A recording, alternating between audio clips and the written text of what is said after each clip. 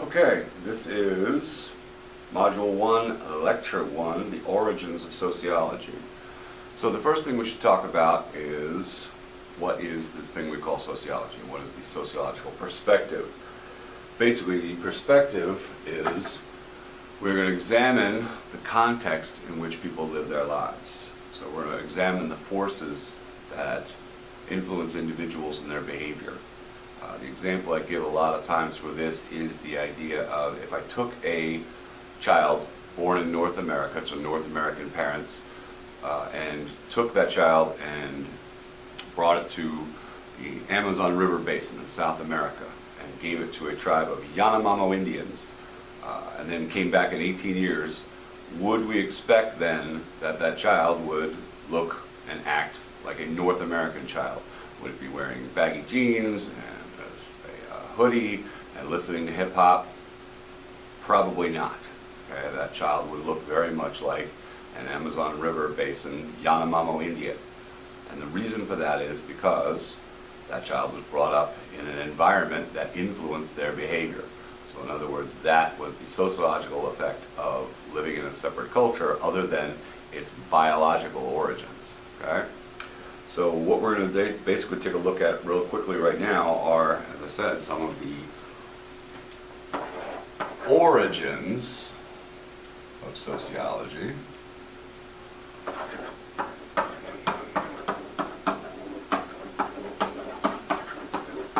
How did this thing we call sociology come to be?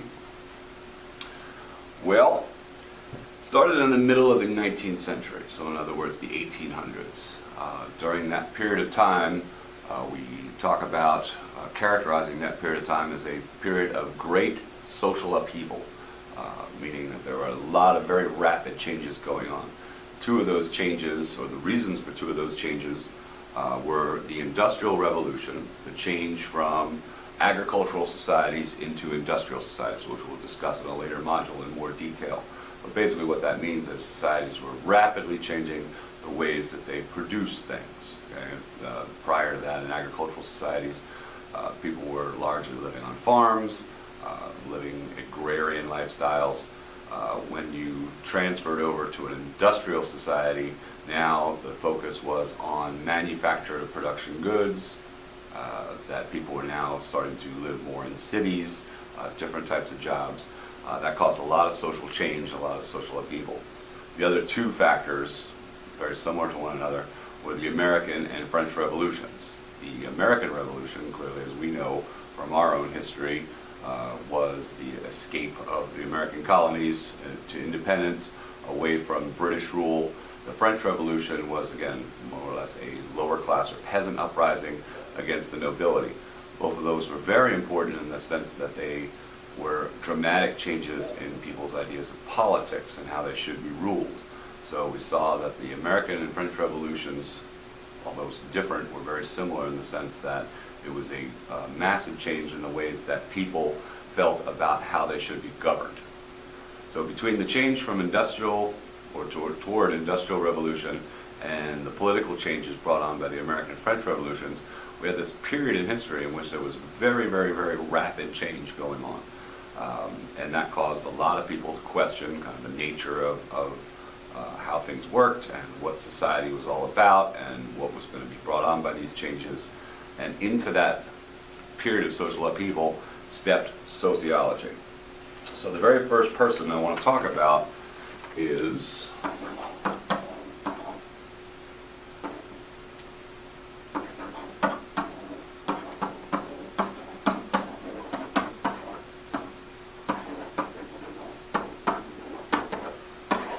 again, these dates up here are purely for reference. I just want us to be aware of when these people lived. All right.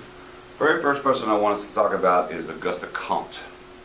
French word, French name, and pronounced Comte, like there's a P in there, even though there is not. Augusta Compton was the person who coined the term sociology. The person who said that there should be this new science, we're going to call it sociology, and he based it on the idea of positivism. And the idea behind positivism is that we would apply the scientific method to human behavior. Now again, pretty radical thinking at the time. The scientific method, of course, is the way that we make scientific advances through experimentation. So Comte said that we should take this principle, apply it to humans, and call it this thing called positivism. He was also the person then who said the principles of positivism would form this new social science called sociology. Okay?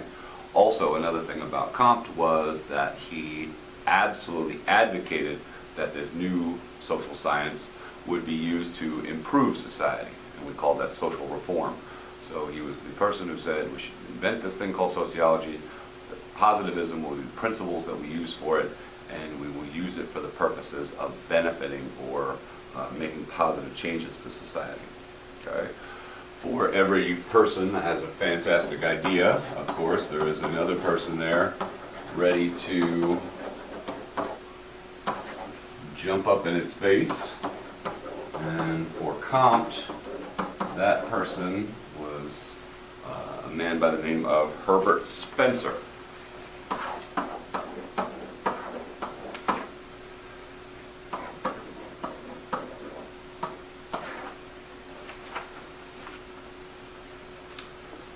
Spencer agreed with the idea of Comte's starting this new discipline called sociology. He agreed with the idea of positivism. Where Spencer disagreed the most with Comte's attempts at starting this thing called sociology was the idea of social reform. Spencer was a big advocate of the works of another person at the time who we might have heard about, Charles Darwin. Darwin and his theories of natural selection, which eventually became the basis for the theories of evolution, certainly was a big influence on Spencer. Spencer's notion of what society should appear or how it should work was more along the lines of do not mess with what's already working. So society is just fine the way it is. If you go in and quote unquote mess with it, you are only going to make things worse. As a matter of fact, a term that Spencer used has often been attributed to Darwin, and that phrase is survival of the fittest. So if you've ever heard that phrase and heard somebody say that Charles Darwin said that, you can correct them nicely and say, no, I'm sorry, I disagree. It was Herbert Spencer who said survival of the fittest, and that would be correct. Spencer was often called a social Darwinist in the sense that he believed that society works just fine the way it is. There's a natural order to things. Don't change anything. If you do, the underprivileged or those people in society who, in fact, may not be able to survive, should then be allowed to not make it in society. So a little bit of a harsh attitude, but again, looking at it from his perspective, a very important one. Okay. Another person that we would want to talk about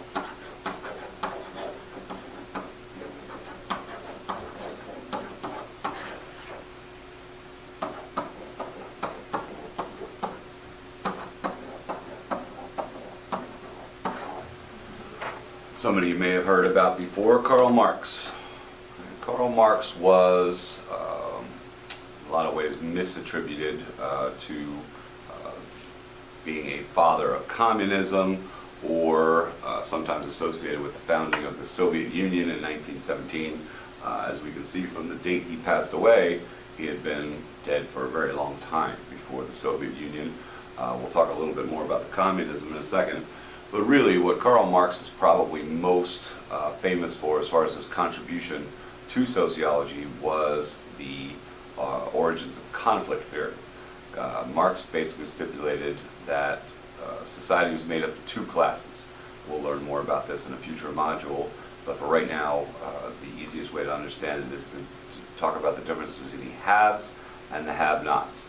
That there are people in society who have quite a bit, the wealthy or the elite, and there's the people who don't have very much in society, the lower classes or the workers. And Marx basically said that if you wanted to understand society, understand the conflict between those two groups. We call that class conflict. And again, Marx was also a reformer. He said that the system that exists currently in industrial societies was unfair, and that when the lower classes became aware of their status as being oppressed, they would band together, rise up, and overthrow the ruling classes, establishing a more equal society. Later in his life, he was asked to participate in the making of a political pamphlet, which eventually became known as the Communist Manifesto. And it was that unfortunately for Marx, in his own words, "I am not a Marxist," made him more famous than his economic theories about class conflict. So when we often hear Marx and we attribute things like communism or the founding of the Soviet Union to him, that's not entirely accurate. Okay? One other person that we want to discuss.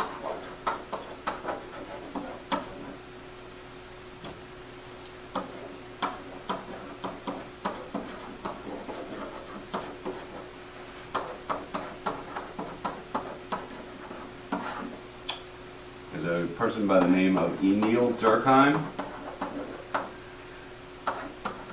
And as you can see, these people were very much contemporaries of one another, all lived very much in the same period. Again, the dates are not critical to your understanding of this, but to point out that all these people lived during the time of this great social upheaval that we were discussing earlier. Durkheim was probably most important to sociology for getting it recognized as a discipline. So in other words, when Comte and other people, Spencer and Marx, did some of the earliest works in sociology, again, it was not yet caught on as a discipline. It was basically Durkheim's work on a specific study he did about suicide. And the reason that Durkheim chose suicide as his basis for his research was the idea that when you think about what suicide is, a very individualistic act. When we usually think about why people commit suicide, we usually think of things like mental illness or depression or drug or alcohol addiction. And it seems that the very behavior of ending one's life has to do with individual influences. And what Durkheim wanted to point out was that he felt that there were social forces involved in people's decisions to commit suicide. And he basically talked about the idea of social integration, the idea that people feel involved in society to certain degrees. And when people feel low social integration, when they feel like they are not part of society, then they are much more likely to engage in the behavior of suicide, and once again, ending your own life. So what Durkheim did was travel all through Europe, gathering information from wherever he could about the types of people who committed suicide and their demographic information. And then he spent years more running the numbers, as we say sometimes, producing social analysis on that data. And what he came up with was, in support of his hypothesis, that people who kill themselves tended to have some very similar sociological or social traits. And he said that the highest rates of suicide among, and this wasn't in just any one country, this was all over industrialized countries in Europe at the time, tended to be white Protestant males. Okay? And the reasons that he gave for that was, again, that idea of low social integration, that people who carried those characteristics of being,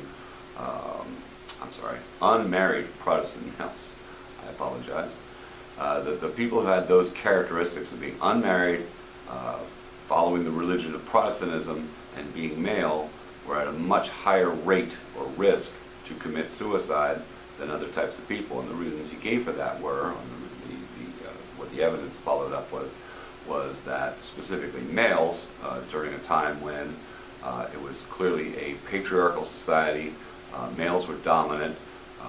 Quite honestly, and not to be flip, but if a woman wanted to commit suicide during the period of time that we're speaking about, the 19th century, she was not free to do so. She would literally have to ask permission from either her father or her husband to do it, and so therefore would probably not engage in that behavior. Males, however, being in a society dominated by males, had much more freedom to do so. So we saw that that unmarried was a characteristic of people committing suicide. In other words, unmarried males have much more freedom, and that they have less obligation to other people. And Protestantism comes into case in the two major religions in Europe at the time, clearly Catholicism and Protestantism. The attitude of the Catholic Church against suicide was obviously one of it was a mortal sin, that you would immediately go to hell and be damned forever, whereas clearly Protestantism didn't encourage suicide, but the fact that they had broken away from the Catholic Church for the purposes of establishing much more individualism, freedom of choice in the people who decided to follow that religion, Durkheim said was one of the factors that Protestants would feel much more freedom to make that decision than a Catholic would. So unmarried Protestant males were the three characteristics that Durkheim found were the people at highest risk and highest rates of suicide, and he attributed that to this idea of low social integration. One other person that we do want to discuss would be a man by the name of Max Weber. I'm going to put his dates up here. And as we see, another contemporary of the other individuals to which we discussed.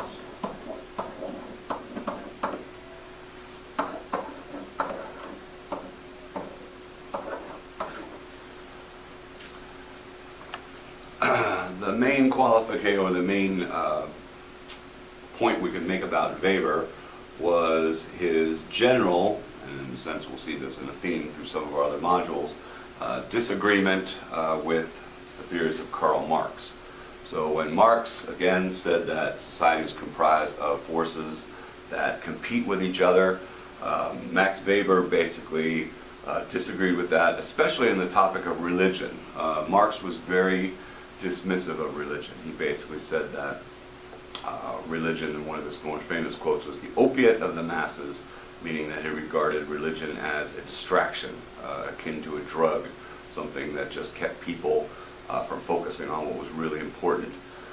Weber disagreed with that in saying that religion is actually a very important social force and actually contributes a lot to the ways that people define things like economic success.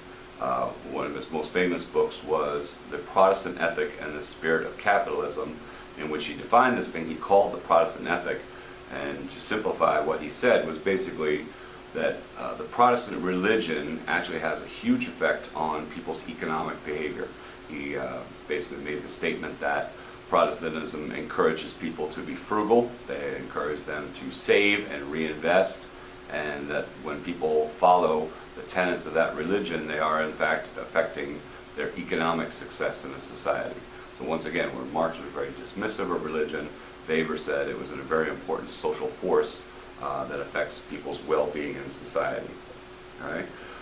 Another thing that Max Weber was very instrumental in early sociology was establishing the rules by which sociological research would be conducted. Obviously, as we said from the very beginning when we talked about Comte, that sociology was going to be based on this thing we call positivism, that is the use of the scientific method to conduct research. So in other words, sociologists aren't just going to say what they think, they're going to have to back it up with facts.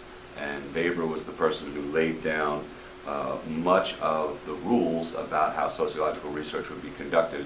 The most important, of course, being that sociology would be done from a completely neutral standpoint, and research had to be conducted without any bias whatsoever. We'll talk about that again in a future lecture.